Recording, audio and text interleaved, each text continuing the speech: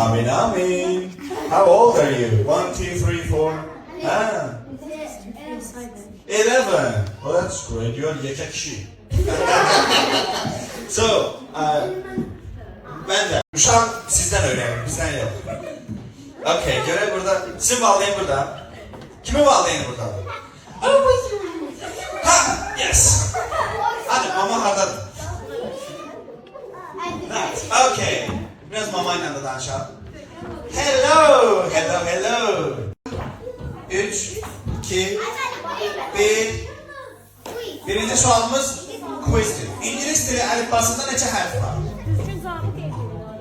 Cevapları düzgün seçmek lazım.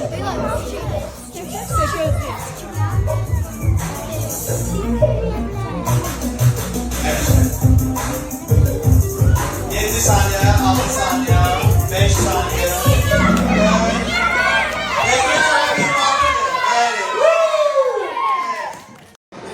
Deməli dostlar, dünyada en çok danışılan dil İngiliz dilidir. Ondan sonra Çin dili. Niye? Kim diye bilir? Niye Çin dili? Bəli, əhalisi çoxdur. Çinin nə qədər əhalisi var? Nə qədər əhalisi? Deyil.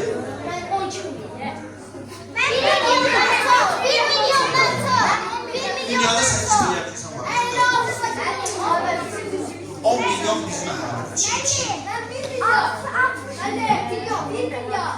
1 milyar nə qədər?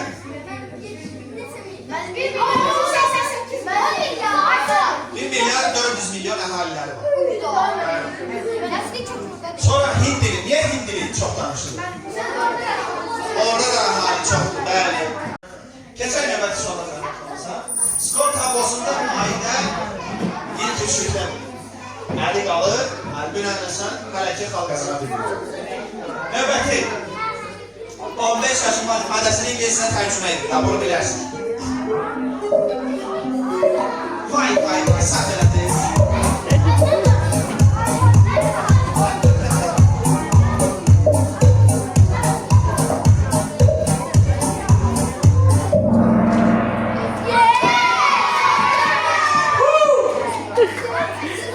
Bana göre skorda Əli, sənə güvəndiğim dağlar, sənə də qar yağar. Əli, bu nə deyər? Ne yazsın ona?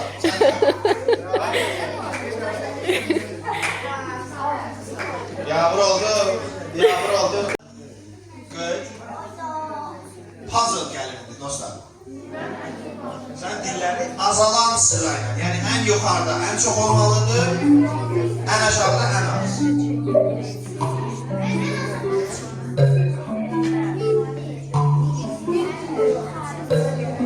Kirləşin, biraz kirləşin. En çok hansı dilde danışırlar, şunu da hansı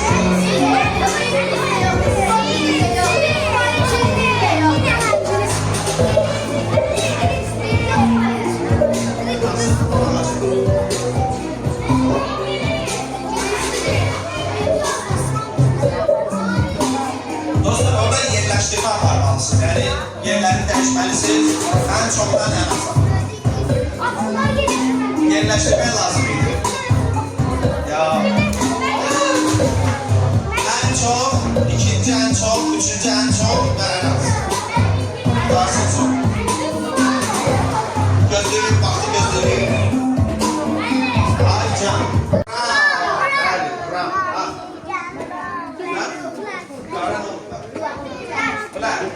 Kim dedi Blanche? Blanche nedir? Vay bir almış.